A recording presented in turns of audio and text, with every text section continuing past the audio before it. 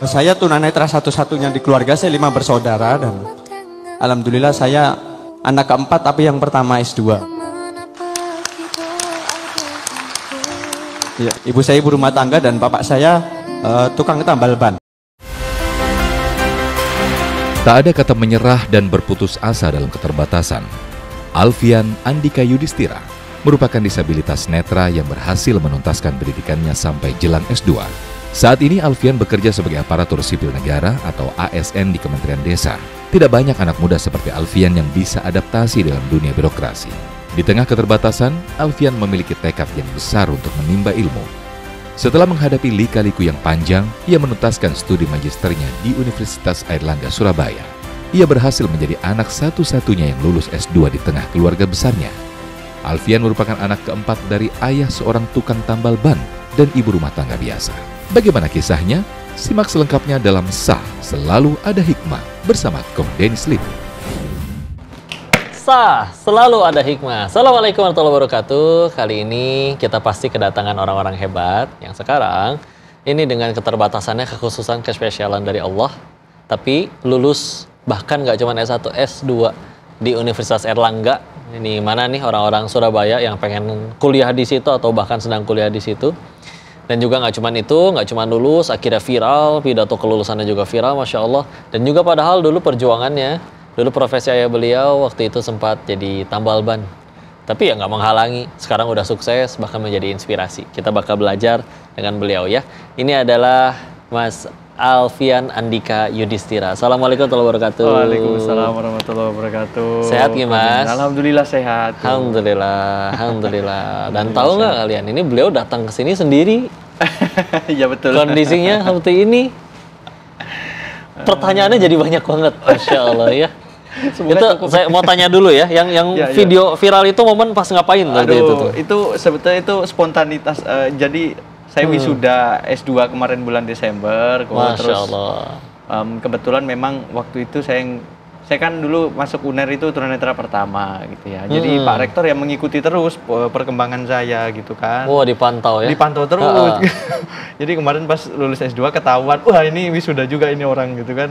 Terus saya nggak ada yang ngasih tahu, tiba-tiba dipanggil sama rektor suruh pidato di depan. Itu spontanitas saja sebetulnya, itu benar-benar saya nggak ngerti. Nggak nyiapin skrip, nggak nyiapin apa? Nggak ada skrip sama sekali, bahkan waktunya aja nggak ada gitu. Kita nggak dikasih tahu, jadi betul-betul ya apa ya, Allah memang, Allah itu sering kasih saya kejutan gitu.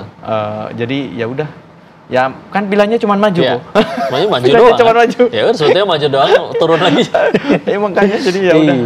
Tapi saya nggak menduga kalau viewersnya udah insight-nya hampir 1,9 juta itu terakhir kemarin. Nggak tahu sekarang agak ngeri-ngeri juga lagi kalau ngecek-ngecek Instagram. Nah dulu itu latar belakang pendidikan dari awal sampai sekarang terakhir S1 S2 juga jurusan apa? Di mana? Di Surabaya semua? Di Surabaya semua TK. Kebetulan. Jadi saya dulu SD, TK sampai SMP itu di sekolah luar biasa kok, di Yayasan Pendidikan Anak-anak Buta namanya, di PAB. Terus saya lulus 2013.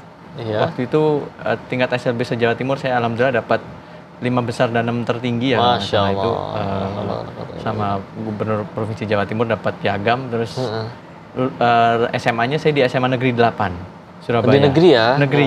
Dan kebetulan tunanetra pertama juga. Masya Allah. Nah itu jadi nggak ada pilihan lain kan, cuman maju. Nggak ada pilihan lain. Betul ya. Antara malah menyerah terus hancur, nangis ngambek sendiri, atau ya udah coba aja sukses gitu. Sekalian. Ya perkara nantilah gitu. Iya, S1 S2-nya jurusannya? S1 saya di UNER jurusan antropologi budaya. Ya antropologi, ilmu budaya, ilmu sosial budaya gitu. Terus S2-nya ya kebijakan publik. Dan alhamdulillah saya sekolah nggak pernah bayar. Itu beasiswa semua? Semuanya beasiswa. Gimana daftarnya juga gimana? Ada yang bantu daftarin? Nggak ada, daftar sendiri. Jadi SMA itu, kalau SMA kan dulu di Surabaya gratis ya memang.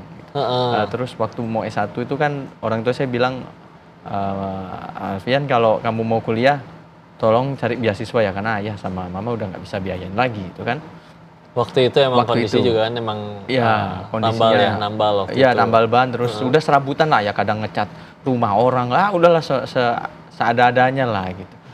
Terus ya saya cari-cari beasiswa lah gitu, karena teknologi udah canggih kan zaman itu.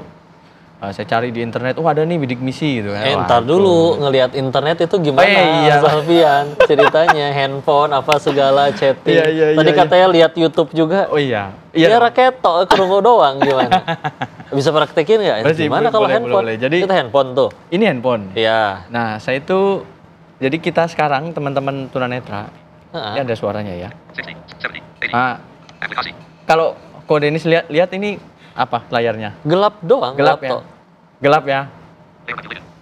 Udah ya ada keterangannya. Iya. Kenapa gelap? Karena saya kalau di jalan tuh suka diintip orangku. Jadi layarnya emang sengaja saya gelapin. Dan ini ada suaranya. Jadi emang ini saya cepetin supaya cepet kerjaannya. Ini apa aja? Dia ngomong message, kontak, telepon gitu ya. Oh bisa di set, itu ada aplikasinya? Bisa di set. Ini aplikasinya pembaca layar. Kalau pemirsa semuanya pasti punya handphone lah ya. Iya. Android. Terus nyari aplikasinya gimana? Mau nyari WA, nyari YouTube? Ini kita tinggal senggol-senggol gini dia ngomong.